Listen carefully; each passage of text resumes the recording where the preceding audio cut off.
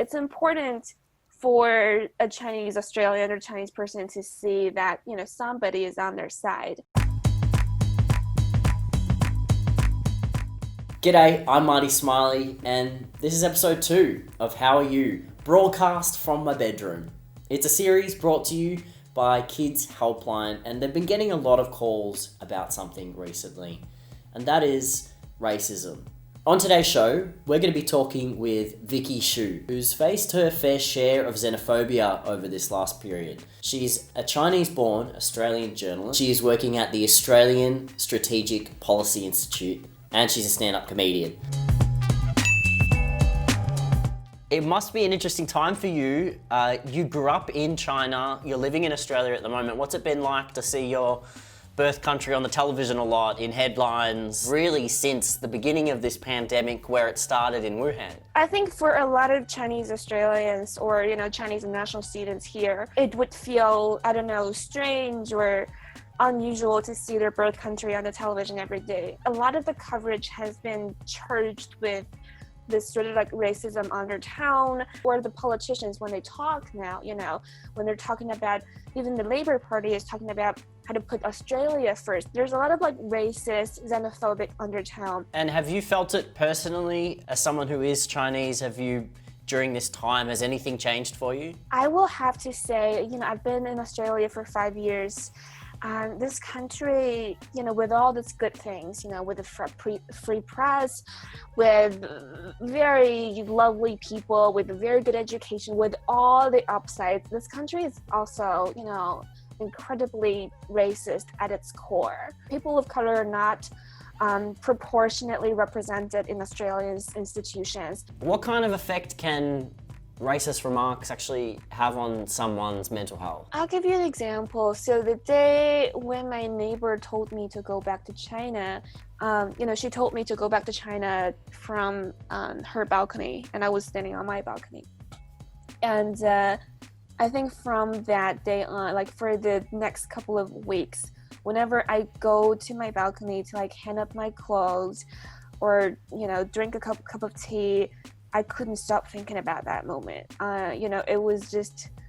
It turned my own home into a traumatizing place. It took a long time for me to sort of erase or put aside that little clip of memory and be like, this is my home and I should feel good and safe here.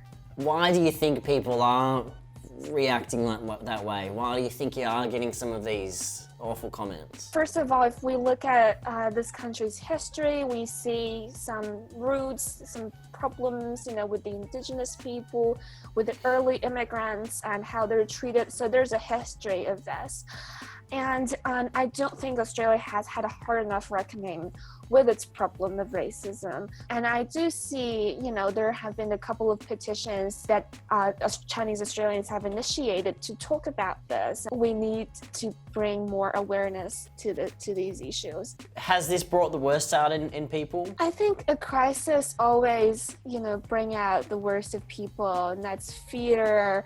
Because, everyone wants to survive. We are still humans living in a civilized society, and we need to respect each other. Vicky, there's probably a lot of Chinese international students, Chinese Australians that may be experiencing this level of prejudice, racist remarks said towards them more than they have in their lifetime. What would you say to some of those people who may be experiencing it? First thing to remember is it's not your fault. You didn't do anything wrong. You should definitely stand your ground and, tell the racist off, tell them that they're being racist. And I think the second is to remember that, the people who will display racism in such a way are only a small proportion of the society. How can others help people from China or Chinese Australians feel more comfortable? I think, the people in my neighborhood who have gone the extra mile to smile at me when I go get my groceries, that's helped for sure. It's a little silly, but it's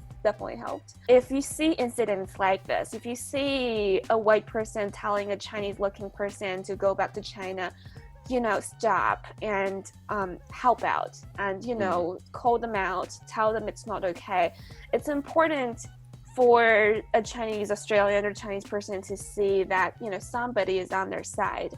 And that can't just happen, you know, on the keyboard, on the internet. That has to happen in real life as well. Vicky, thanks so much for coming on the show today and talking about your experience. Really appreciate it. Now, if you wanted to learn more about anything we discussed on today's show, you can just head to the Kids Helpline website. That's kidshelpline.com.au. Or if today's chat discussion brought up anything for you, then check them out on web chat via email, or you can give them a call on 1-800 55 1800 for any time or any reason. Tune in next week to your internet dial, because we're going to be talking about staying connected in isolation.